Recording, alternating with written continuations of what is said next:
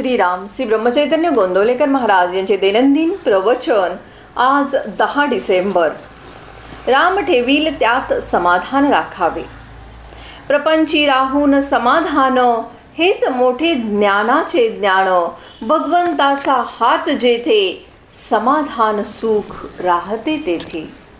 राम ठेवील त्यात समाधान राखावे, हाच सुखी होण्याचा मार्ग जाण. रामापायी अनन्य झाला, समाधान चालत येई घराला. ज्याचे अंतःकरणात समाधान, तेथे भगवंताच्या प्रेमाची उत्पत्ती जाण.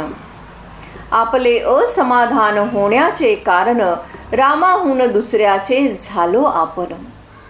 उपाधी रहित रामास पहावे, मध्यंतरी चित्त कोठे न गुंतवावे.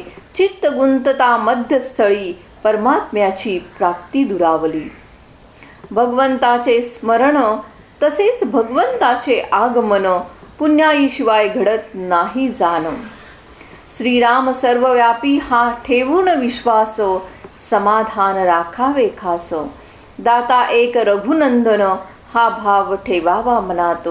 त्यास दैन्यपण न येईल जगात, धर्मांचे रक्षण ठेवता परमात्म्याचे स्मरण.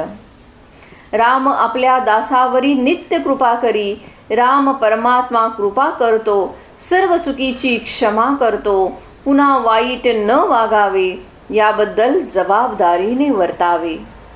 अंती घेता माझे स्मरण, मी उद्धरीन त्यास आपण. हे खुद्द भगवंताचे वचन, तेथे नसावे शंकेचे कारण. रघुनाथा वाचून सुखी झाला, असा नाही कोणी पाहिला.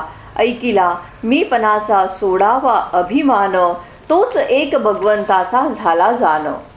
राजाची झाली भेट, खालच्यांचे नाही महत्व तेथे. तैसे जगत त्या प्रभूस करावे आपण. आजवर रामाने सांभाळ केला, तो आजही नाही निजलेला. पण त्याची जागृती असे आमच्या हाती. काळावर ज्याची सत्ता, त्याचे चरणी ठेवावा माथा. मग धोका नाही ही मानावी सत्यता. राम ज्याच्या हृदयी करी वास, तेथे रिद्धी सिद्धी पडल्या ओस. निस्वार्थापाशी भगवंत, हा जाणावा सिद्धांत. राम करता हा ठेवावा भाव, कमीपणाला नाही ठाव.